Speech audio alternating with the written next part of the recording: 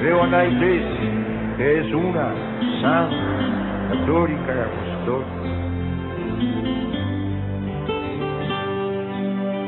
Creo en la Santa Iglesia, con el Padre Jordi Rivero.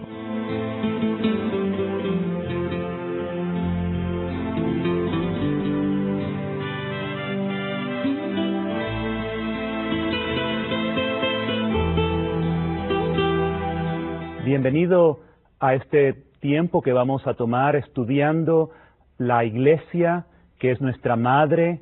La vamos descubriendo a medida que estudiamos, abriendo el corazón con la palabra de Dios y del catecismo de la Iglesia Católica, y me voy a basar en él como elemento fundamental para poder compartir con ustedes este misterio que es la Iglesia. Y ese es el tema específico que vamos a tratar hoy, la Iglesia como un gran misterio. Pero no se asusten, porque la palabra misterio no quiere decir algo que no se puede conocer, sino algo más bien que nunca terminaremos de conocer.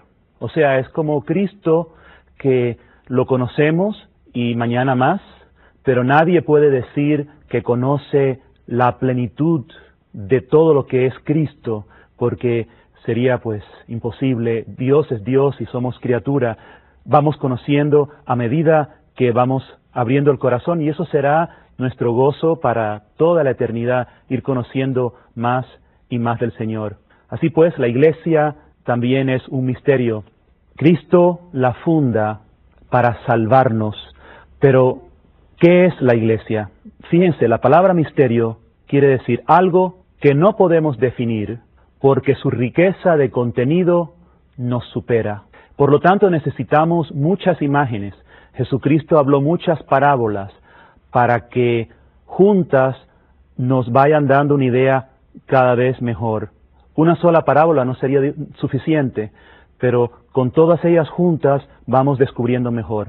Pero creo que quizás sería mejor comenzar pensando en lo que no es la Iglesia. Cuando hay algo que es muy difícil, es mejor decir lo que no es y entonces ir entendiendo bien lo que sí es. La Iglesia no es algo solamente material, o sea, no es solamente el templo, no es solamente el Vaticano. La Iglesia tampoco es solo algo espiritual, no es solamente la doctrina, no es solamente una ideología, no. Tampoco es solamente una sociedad jurídica, no es una empresa, definitivamente, no es un club, no es una mera organización con una serie de estatutos legales, no. Tampoco la Iglesia es solamente jerarquía, no es solamente el Papa, los obispos, los sacerdotes, no. La Iglesia tampoco es solamente pues un grupo que ha llegado a un cierto nivel de conocimiento o de gracia. O sea, la Iglesia es muchas cosas puestas juntas y a la misma vez podemos ver muchas cosas que no es. Por eso necesitamos poner mucha atención a esta parte para poder entender esto. La Iglesia es una realidad entonces muy compleja. Es divina y es humana. Es divina porque tiene a Dios como cabeza, humana porque tú y yo somos sus miembros. Es espiritual porque es del cielo, es por iniciativa de Dios, es la obra de Dios, está vivificada en el Espíritu, pero a la misma vez es visible, actúa en la tierra. Es entonces también eterna, pero también tiene una dimensión temporal, ya que se vive la historia y vamos pasando en la historia. También está dotada de jerarquía, pero además es un cuerpo místico, el cuerpo místico de Cristo. Es individual, yo necesito tener una relación íntima, personal con Dios, nadie la puede tener por mí. Al mismo tiempo, la Iglesia es comunitaria, es familia, es pueblo, no es solamente una relación personal. Y fíjense que casi siempre los errores vienen por una media verdad, cuando se enfoca mucho en una relación personal y ya. O por el contrario, cuando se piensa nada más en ser pueblo de Dios y se ignora la parte individual. O sea, una media verdad puede constituir un error. Tenemos que tener las dos partes, la parte personal y la parte de pueblo, para realmente ser conscientes de lo que es el misterio de la Iglesia. Veamos un poquito ahora la Iglesia como divina y humana, y tomemos en cuenta que cuando hablamos de las dos partes no son cosas separadas. Es más difícil que eso. La Iglesia es humana y divina, y no se puede separar como en un laboratorio una parte y la otra parte. Es divina porque es de Cristo, y esto es lo que la hace un misterio, porque, como hemos dicho, nosotros no podemos abarcar a Cristo. Cristo mismo es un misterio que se va revelando. Acuérdate que al decir que es misterio, no quiere decir que no lo podemos conocer. Cristo se ha dado a conocer, pero quiero decir con misterio, la Iglesia quiere decir con misterio, que mi conocimiento, tu conocimiento de Cristo no es el todo. Y por eso que tenemos, como San Pablo, que seguir corriendo la carrera, no como que habramos ya llegado. El conocimiento ha de crecer y crecer, así pues pasaremos toda la vida, y el cielo también. La Iglesia es un misterio como Jesucristo. Jesucristo es divino y Jesucristo es humano. Vemos cómo la naturaleza humana de Jesucristo está al servicio del Verbo, el Verbo que es Dios. En Jesucristo hay dos naturalezas, la naturaleza humana y la divina. Entonces la naturaleza humana de Jesucristo sirve como instrumento de salvación para los hombres, es un instrumento de la naturaleza divina. También vemos la Iglesia que tiene elemento divino humano, y el elemento humano se ha de someter a el elemento divino y ha de servir a Dios también para la salvación de los hombres. Por eso que si realmente estamos viviendo en santidad, nosotros como hombres estamos entregados a Dios, a su Espíritu, para que nos gobierne, para nosotros transmitir con nuestros hechos y con nuestra boca, con nuestra vida entera, la verdad del Espíritu. O sea, es el Espíritu gobernando pues lo natural. ¿No es eso lo que pasó al principio, que se rebeló el hombre contra Dios? Ahora vemos, por la gracia de Dios, el hombre tiene la oportunidad de someterse otra vez a Dios. O sea, el hombre que es natural, sometiéndose a lo sobrenatural. Eso es lo que Dios quiere hacer. Esto es lo que es la salvación. En el cielo no hace falta salvación para los ángeles que ya están allá. La Iglesia es para los hombres que necesitan salvación. Por eso es que la Iglesia es humana, porque es para la salvación de los hombres. Pero los hombres no se pueden salvar solos, necesitan a Dios. La Iglesia pues es obra de Dios. Somos bautizados en el nombre del Padre y del Hijo y del Espíritu Santo para entrar en Dios. Y por eso la Iglesia es divina. Y si vemos en el Catecismo, en el número 765, dice que la Iglesia fue dotada por Jesucristo con una estructura. O sea, la comunidad tiene un orden. Toda comunidad necesita un orden humano, planeado por Dios, que este orden va a permanecer hasta el final. Y por eso Jesucristo personalmente escogió a 12 hombres, puso a Pedro como cabeza, y estos 12 hombres representan las 12 tribus de Israel en el Antiguo Testamento, y son los cimientos de la Nueva Jerusalén, como dice el Apocalipsis. O sea, los 12 discípulos participan de la misión de Cristo, pero también han de participar de la suerte de Cristo. O sea, también han de sufrir con Él. Por eso Jesús se pone tan triste cuando ellos no quieren participar de su cáliz, de su sufrimiento. Se quedan dormidos. El que quiere ser de Cristo tiene que llevar la cruz con Cristo. Gracias que Dios envía después el Espíritu Santo. y ellos pueden arrepentirse y tomar el lugar que Dios tiene planeado para ellos. Vemos pues la iglesia, lo vemos en el número 770 del Catecismo, que está en la historia, pero que transciende la historia. Lees la historia y vas a ver en todos los siglos, desde el primero, la acción viva de la iglesia, y vas a ver maravillas que hace Dios, maravillas que hace el Espíritu, y a la misma vez que ves los santos, también veremos grandes pecadores. Solo pues con los ojos de la fe podemos ver en esa realidad visible que se palpa en la historia la mano maravillosa de Dios. Y los que aman a Dios se maravillarán por aquellos que han acudido a Él y que se han llenado de gracia, que son los santos. Y dirán, qué maravilla los santos, ¿verdad? Qué maravilla una mujer como Juana de Arco. Juana de Arco, el cura de Ars, San Ignacio de Loyola, Luis María Griñón de Montfort, Santa Teresa de Ávila, Santa Teresita de Lisieux, Margarita Alacoque. O sea, tantos santos que a través de la historia nos van enseñando la maravilla del Señor. Otros que no quieren seguir, que no aman a la iglesia, que no tienen fe, van a ver solamente las faltas, los fallos humanos, o sea, los que no quisieron abrirse a la gracia de Dios para ver el fallo. Y como decíamos, eso fue desde el principio. Jesús escogió 12, y miren las faltas allí, desde el principio, entre aquellos 12. Miremos lo que Dios quiere hacer y no lo que los hombres hacen como respuestas, que pueden ser buenas o puede ser no tan buenas. Acuérdense que lo humano ha de estar subordinado a lo divino. O sea, lo visible subordinado a lo invisible. La acción subordinada a la contemplación. O sea, de la vida de oración, de la vida contemplativa, es que surge la verdadera acción de santidad. Por eso los hombres santos, activos de la iglesia, primero eran hombres de gran oración, de estar con el Señor, de la vida en el Espíritu, es que sacan ese poder.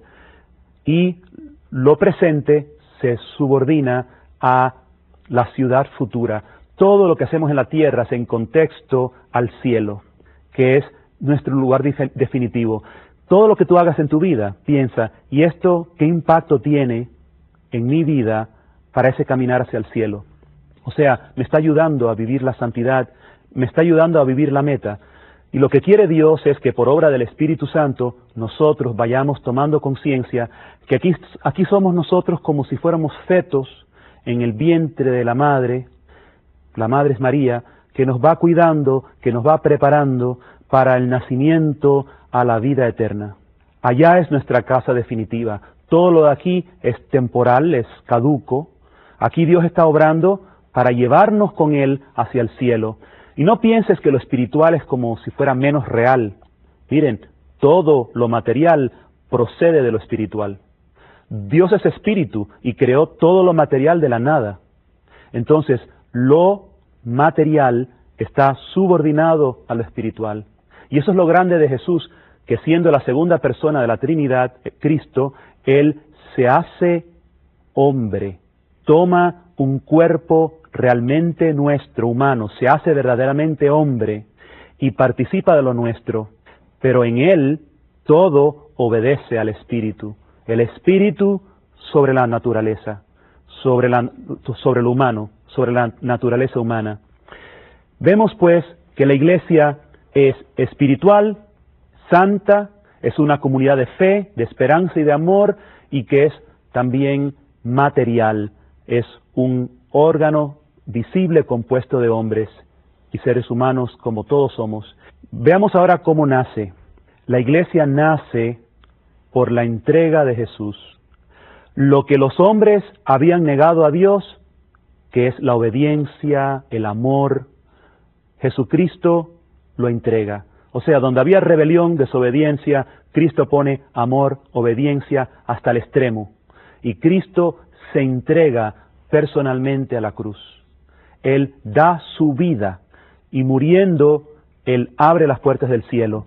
Y por eso dice, fíjense en Juan 12:32, y Jesucristo dice esto en 3 diferentes ocasiones: cuando yo sea levantado, atraeré a todos hacia mí.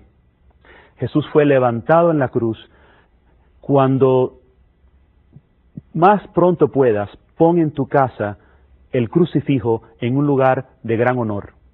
Y tenlo siempre contigo y contémplalo a menudo. Porque cuando lo vemos a Él levantado y lo miramos con fe, realmente ocurre algo sobrenatural.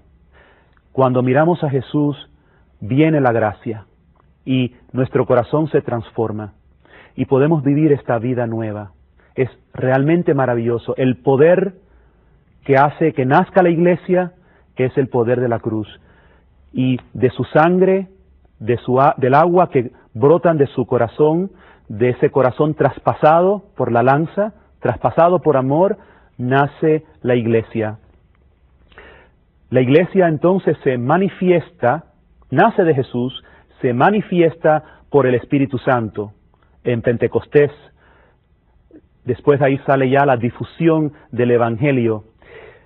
Y vemos como no solamente eso, sino que la iglesia continuamente vive en el Espíritu Santo. El mismo Espíritu de Pentecostés es el mismo Espíritu que habita hoy en la iglesia. No es suficiente tener fe en el pasado de la iglesia. Jesucristo no la ha abandonado, es su esposa. Él es siempre fiel. Él le prometió su Espíritu hasta el final de los tiempos. Les enviaré el Paráclito, que les enseñará todas las cosas, hasta el final. El Espíritu Santo, el Espíritu mismo de Pentecostés, está vivificando dones, carismas, dentro de la iglesia para el servicio del Señor, para el servicio de la iglesia. Y la iglesia no está todavía consumada, está todavía peregrina, en camino, en lucha. Se va a consumar en la gloria. Solo llegará a su perfección cuando Cristo venga por segunda vez al final de los tiempos.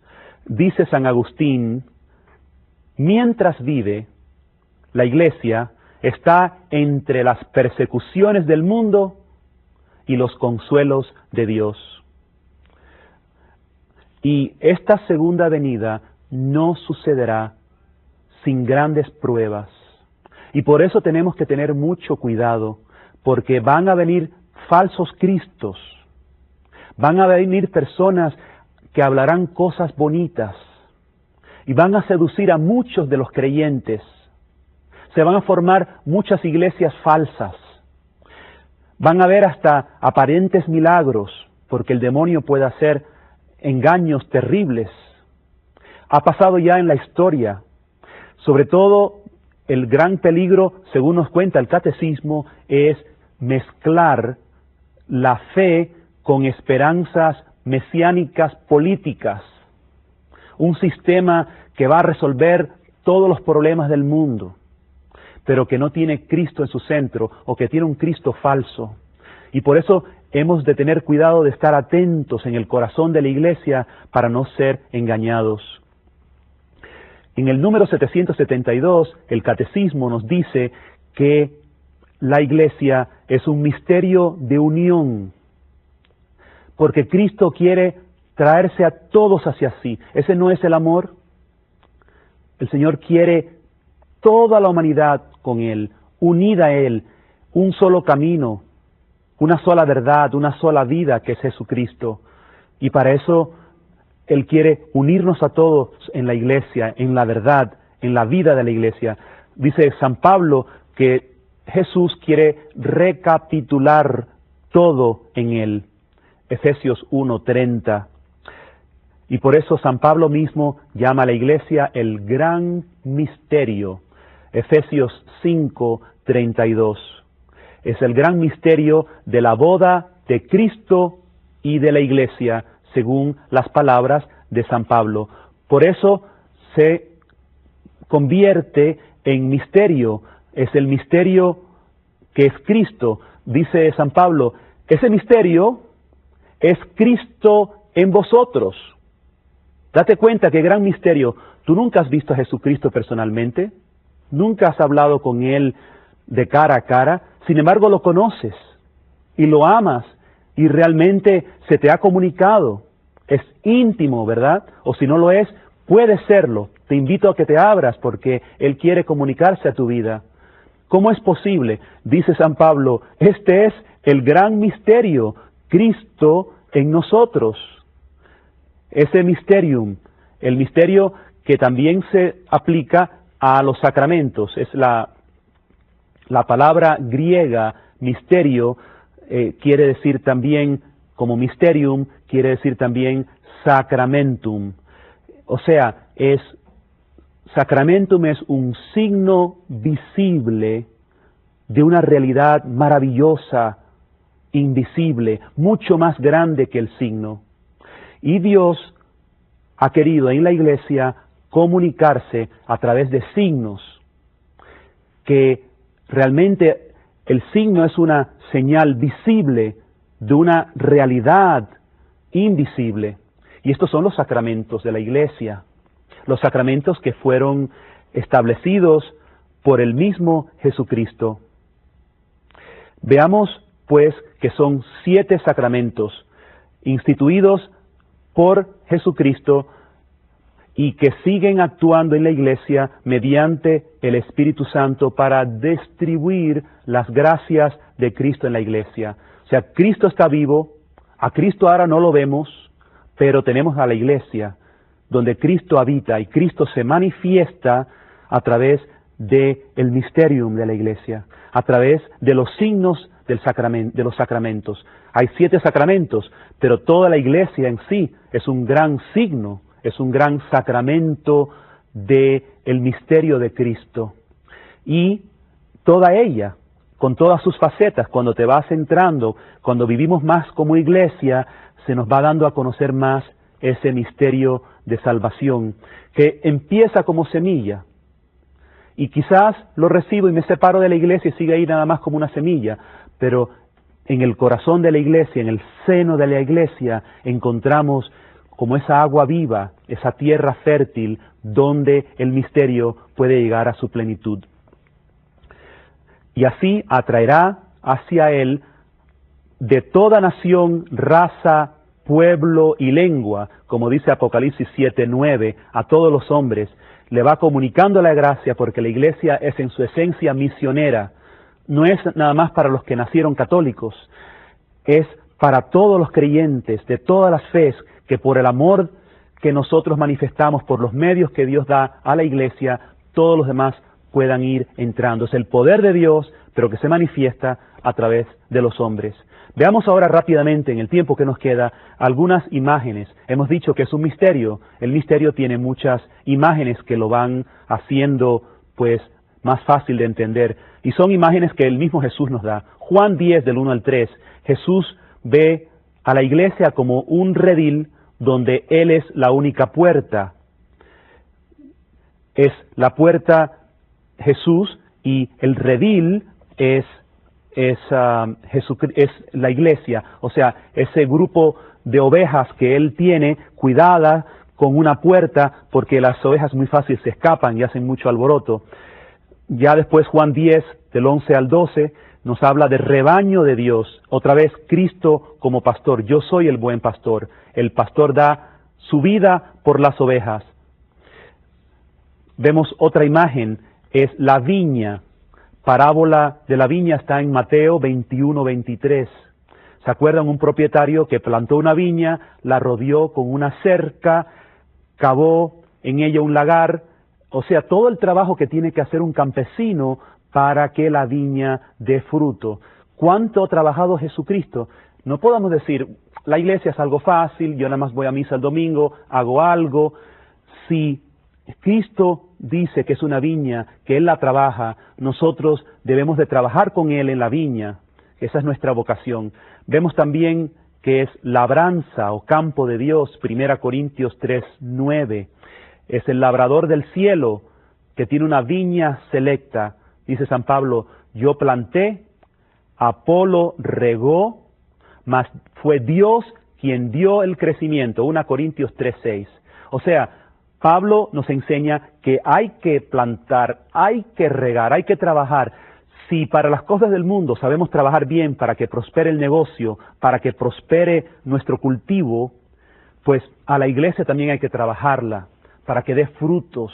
y Dios nos ha encomendado a todos, según nuestra función en la iglesia, pero a todos nos ha dado esa misión de ser, pues como Pablo, los que trabajan sembrando, plantando, como hace Pablo, Apolo y tal. Y vemos también como hay enemigos que operan en este campo, ¿verdad? Dice, por ejemplo, Mateo 13:27, Señor, ¿no sembraste semilla buena en tu campo? ¿Cómo es que tienes cizaña? Y él le contestó, algún enemigo ha hecho esto. Por lo tanto, en la iglesia, tanto que Dios la cuida, siempre se mete cizaña. Pero no permitas que eso te desanime. Dios es Dios y Él la va a cuidar. La sangre de Cristo no se va a desperdiciar. También vemos a la iglesia como construcción de Dios. La piedra rechazada se ha convertido en piedra angular. Y los apóstoles vemos que construyen en ella. Pablo se llama a sí mismo arquitecto, 1 Corintios 3:10. Yo, como buen arquitecto, puse el cimiento, otro construye encima. Mire cada cual cómo construye. Mire cada cual cómo construye. No solamente Jesús es la piedra angular, sino que Pablo dice, no solamente es Él el que trabaja en la viña, sino también Pablo, él mismo se identifica como el constructor con Cristo, ¿no? Y la iglesia pues recibe muchos nombres, casa de Dios donde habita su familia, 1 Timoteo 3:15, habitación de Dios en el Espíritu, Efesios 2, tienda de Dios con los hombres. Vemos sobre todo la idea de templo, ¿no? La nueva Jerusalén. Nosotros somos piedras vivas que entramos en construcción de ese templo. También es esposa de Cristo y también es madre nuestra. Esos títulos los veremos en otro programa. Como Jesús, como el buen esposo, ama a la esposa y por eso hemos de amar tanto a la iglesia, porque es la esposa de Cristo. Que Dios te bendiga.